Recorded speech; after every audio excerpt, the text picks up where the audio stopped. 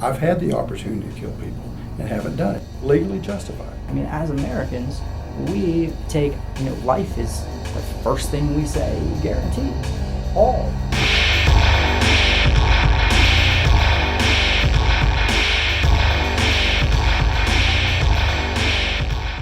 I'm Dr. Cynthia Schmidt. I'm the director of the Center for Law and Policy at UCF, which is part of the Legal Studies Department. And we're taping today, shortly after the Zimmerman verdict. It's now August 1st of 2013. And the Zimmerman case has caused us to reflect to some degree about whether Florida's laws should be changed regarding self-defense laws. And I have with me two lawyers who I'd like to ask them to introduce themselves and give a little bit of their background, and then I'll start with the first question. I'm David Fussell. I'm with Fussell Law Firm here in Orlando, Florida, and I'm a board-certified criminal trial lawyer. And I'm attorney Chris Stephenson with Stephenson Law, and I focus on bringing a different perspective to criminal defense.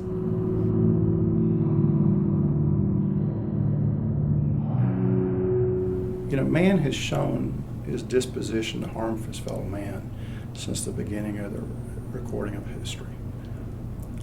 There's no doubt that there's significant violence in our community and throughout our country.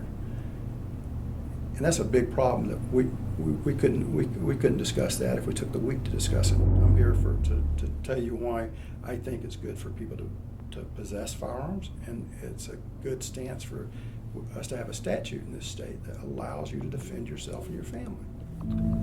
Do you worry at all that our right to defend turns into our right to kill?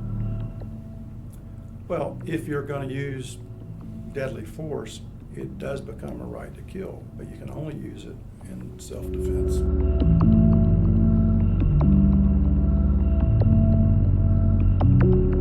Why, when we talk about the self-defense law as it's written, why do we immediately start talking about firearms? Because the statute doesn't talk about firearms. The statute only talks about using deadly force. So just the same as a sword or an automobile or a bow and arrow. That's why I was using those examples. So why do you see a connection between this self-defense law and firearms that I don't see? I'm trying to find out why I don't see that. If you want to respond quickly to something, most people think of firearms. You could do it with a knife.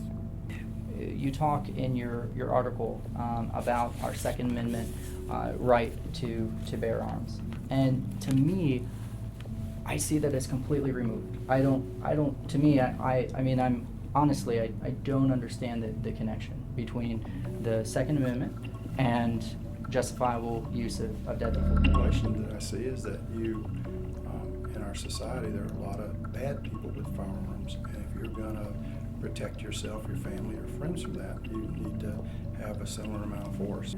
The question is, in a situation where a member society is reasonably justified in defending themselves or their family with deadly force, should they have that right taken away because they may kill someone that's the aggressor or someone that's in the stance of killing them?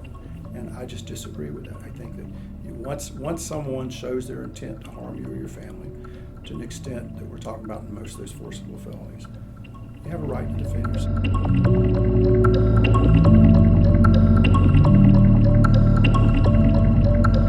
What questions, David, do you have for Chris?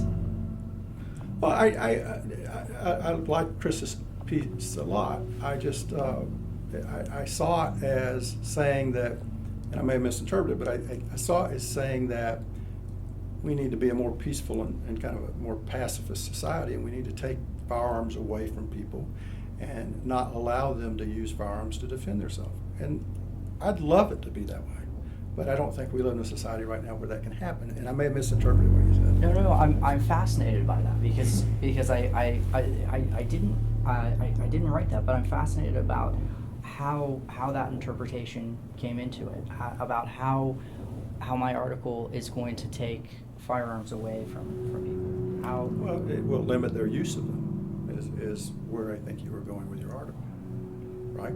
Sure. You read my article and see it as I want to take firearms away from people, which I didn't write about.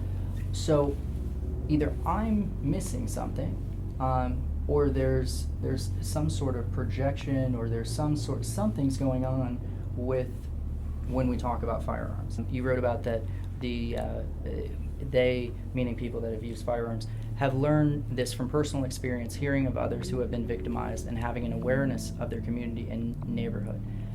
And I took that as, although you wrote it in third person, I'm imagining you really wrote it in first person. I would imagine that you have some personal experience.